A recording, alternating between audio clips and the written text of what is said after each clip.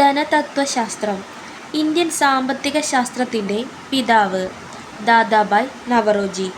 മസ്തിഷ്ക ചോർച്ച brain drain സാമ്പത്തിക ചോർച്ചാ സിദ്ധാന്തം ആവിഷ്കരിച്ചത് ദാദാഭായ് നവറോജി.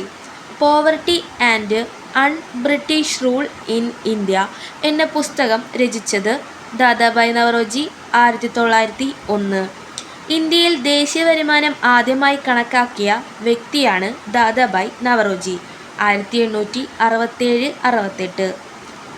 രസ്ത് ഗോഫ്താർ എന്ന ദ്വൈവാരികയുടെ പത്രാധിപർ ദാദാഭായ് നവറോജി. ദാദാഭായ് നവറോജിയുടെ പേരിൽ പുസ്തകം ഏർപ്പെടുത്തിയ രാജ്യം ബ്രിട്ടൻ. വിദ്യാഭ്യാസം, സാംസ്കാരികം, വാണിജ്യം എന്നിവയാണ് വിഷയം.